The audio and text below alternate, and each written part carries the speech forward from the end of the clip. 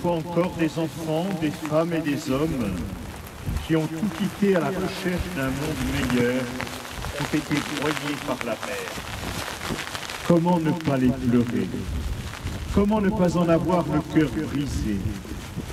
Comment ne pas nous révolter contre l'ignominie de ceux qui profitent de leur fragilité et de leur espérance en une vie meilleure pour leurs familles et eux-mêmes? Il nous faut les entendre, écouter la voix des migrants qui demandent à être accueillis des deux côtés de chez nous, ce qu'ils ont traversé et les raisons qui les ont poussés à le faire. C'est un premier pas vers la compréhension qui mène à des actions et à de nouvelles actions constructives.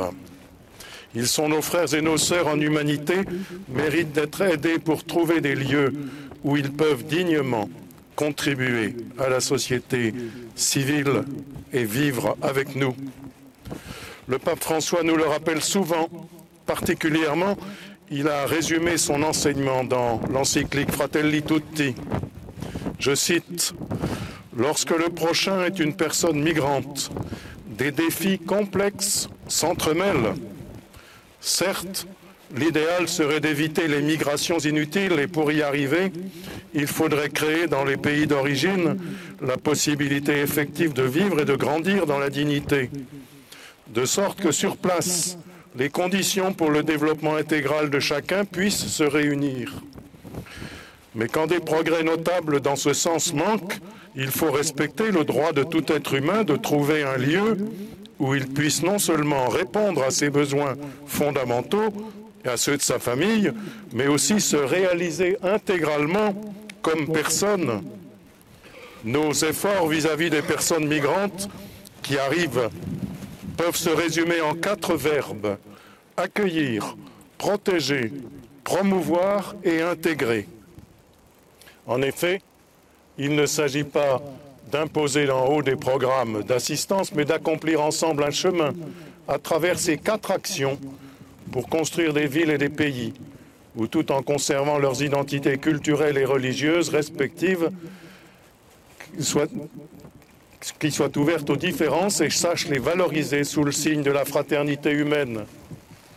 Frères et sœurs ici rassemblés, et au-delà, tous ceux qui nous regardent et nous entendent, nous prions pour que ces personnes disparues, leurs familles, pour ces personnes disparues, pour leurs familles, pour toutes les personnes en exil, pour que leurs cris soient entendus et qu'avec elles nous construisions un monde plus fraternel. Nous prions pour que tous ceux qui exercent au nom des peuples de lourdes responsabilités publiques et politiques trouvent les voies les plus humaines devant ces enjeux si cruciaux pour la justice et la paix entre les nations. Nous prions pour que chacun prenne ses propres résolutions pour sortir de l'indifférence, pour mettre en œuvre ce programme d'accueillir, de protéger, de promouvoir et d'intégrer les personnes qui sont réduites à ces départs de leur terre natale pour trouver un avenir.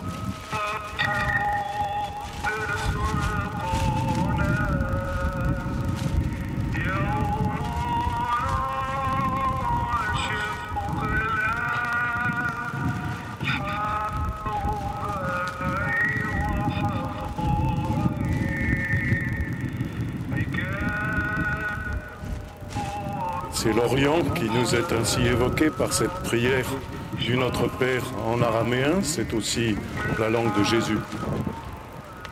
À l'invitation de Jésus, nous prions avec les intentions que nous venons de dire.